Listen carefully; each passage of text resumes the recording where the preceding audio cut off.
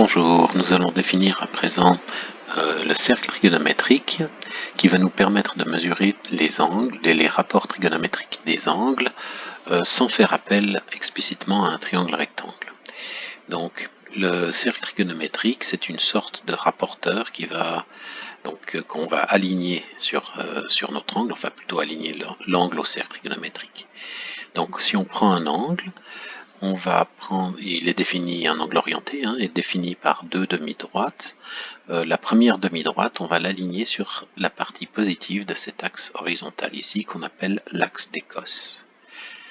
L'axe vertical ici s'appelle l'axe des sines, et l'axe vertical ici, qui est à l'extrémité, qui est en 1, s'appelle l'axe des tangentes. Bien. Maintenant qu'on a placé notre angle, on peut tracer un cercle de rayon 1, centré à l'origine, qui passe par 1 ici, et on va voir ce qui va se passer. Donc on reporte maintenant notre angle de mesure, ici notre angle alpha. Ici je l'ai fait correspondre à ce point ici sur l'autre graphique. Donc la mesure de cet angle ici se lit comme la longueur de cet arc de cercle, sur ce cercle là. Et bien sûr, comme c'est un peu difficile, ici on a l'angle algébrique, comme c'est dans toute une droite réelle, il est difficile de courber une droite pour en faire un axe, donc j'ai représenté l'angle sur ce graphique ici, sur ce graphe. Cet angle, donc on reporte ici, c'est ça, la longueur de l'arc nous donne cet angle, et ça nous détermine ce point-là. Ce point, vous voyez qu'il forme ici, si je prends la verticale, il forme un triangle rectangle. Et donc le cosinus de l'angle alpha, si alpha est aigu, c'est cette longueur de cette cathète divisée par 1, et la longueur, le sinus de cet angle, c'est la longueur de cette cathète, qui est égale à ça, divisé par 1. Donc la longueur de ces cathètes donne directement le cosinus et le sinus. Alors, même si notre angle n'est pas un angle aigu, par exemple dans ce cas-là, eh bien, on a toujours les coordonnées du point qui nous permettent de définir le cosinus et le sinus. Donc en rouge le cosinus, en bleu le sinus, ce sont simplement les coordonnées du point qui définit cet angle. Pour les tangentes, en fait, on continue la demi-droite jusqu'à couper l'axe des tangentes, et cela nous définit donc cette valeur-là, qui est la tangente de l'angle. Alors, manipulons un petit peu, changeons un petit peu les valeurs. Vous voyez que quand on est très proche, pour un angle nul, le sinus vaut 0 et le cosinus 1 et la tangente 0. On augmente. Voilà, là on est à un angle, on est à pi sur 4. Là, le cosinus et le sinus sont égaux, la tangente vaut 1. Ici, c'est le cosinus pour un angle droit, c'est le cosinus qui vaut 0 et le sinus qui vaut 1, et la tangente est infinie, ou n'est pas définie, c'est comme on veut. Et quand on passe de l'autre côté, ici, le cosinus devient négatif, le sinus reste positif mais va descendre, et la tangente, elle est négative. Le sinus descend, le cosinus va vers moins 1. Pour un angle plat, le cosinus vaut moins 1, le sinus vaut 0. On continue, cette fois le sinus va vers moins 1 et le cosinus revient vers 0. Jusqu'à ce qu'on tombe sur 3 droits. Puis à partir d'ici, le cosinus va augmenter vers 1 et le sinus va augmenter vers 0. Voilà.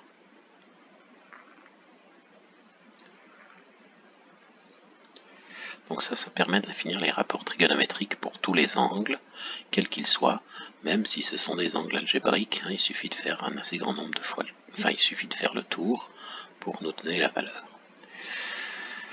Alors, bon, il n'y a plus grand chose à dire, à part que ces valeurs-là, donc, dépendent du point, dépendent de l'angle. Les coordonnées, donc, sont le cosinus et le sinus. Ici, on lit sur cet axe la tangente. Et on peut essayer de représenter, puisque à chaque angle correspond une valeur du cosinus, du sinus et de la tangente, ce sont des fonctions. Donc on peut représenter ici, on peut regarder le mouvement du cosinus. Alors quand le cosinus est 0, ça fait 1. Voilà, vous voyez, ce point fait descend, monte, descend, ça fait des sortes de vagues, ceci. On peut faire la même chose pour le sinus. Pour le sinus, ça donne aussi une sorte de vague.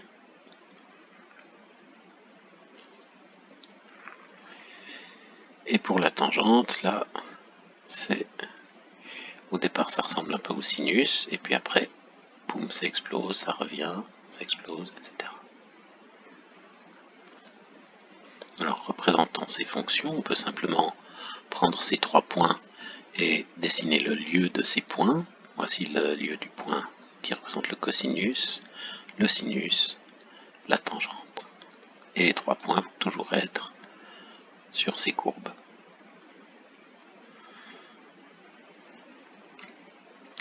Alors ces courbes n'ont vraiment de sens que en radians, donc l'axe horizontal c'est la mesure de l'angle en radians, et l'axe vertical c'est le rapport trigonométrique, donc c'est un nombre en fait sans dimension, puisque c'est une distance divisée par une distance, si on veut. Physiquement, si on essaye d'interpréter, ça n'a pas de dimension, cette chose, ces rapports trigonométriques. Alors, voilà la présentation donc du cercle trigonométrique extrêmement utile, des fonctions trigonométriques. Voilà, vous voyez, elles sont assez intéressantes, elles ressemblent vraiment à des ondes, et en fait, ce sont des ondes pures. Hein. Si on cherche ce qu'est une onde pure, c'est une fonction sinus ou cosinus ou un décalé de ces fonctions. Il faut vraiment les travailler uniquement en radians, c'est essentiel. Sans ça, on se risque d'avoir des très mauvaises surprises dans les calculs. Quelques remarques que l'on peut faire, oui, remarquons que le cosinus, en fait, et le sinus sont des copies l'un de l'autre, hein, simplement décalées de pi sur 2. Remarquons aussi que le sinus et la tangente se ressemblent énormément autour de 0. Ce qui est normal, hein, tangente c'est sinus divisé par cosinus, et le cosinus il est très plat ici, autour de 0. Une autre remarque que l'on peut faire encore, oui, une autre remarque que l'on peut faire par exemple, c'est si on regarde bien ces longueurs-là, la valeur absolue de la tangente est toujours supérieure ou égale à la valeur absolue du sinus. Hein. Le sinus on le retrouve comme ce segment ici aussi, ben, on n'a qu'à comparer, hein, le triangle est plus petit. Ça permet entre autres de calculer plus tard les dérivées de ces fonctions. C'est une des méthodes donc pour calculer la dérivée. Il y a d'autres propriétés que l'on pourrait voir. Hein. Oui, encore une propriété, regardez bien le sinus. C'est une fonction, si je fais une rotation de 180 degrés, de pi autour de l'origine, on revient au sinus, donc c'est une fonction qui a un centre de symétrie à l'origine. Même chose pour la tangente, elle a un centre de symétrie à l'origine, tandis que le cosinus a un axe vertical de symétrie au-dessus de l'origine. Donc on dit que les sinus et la tangente sont des fonctions impaires, le cosinus est une fonction paire.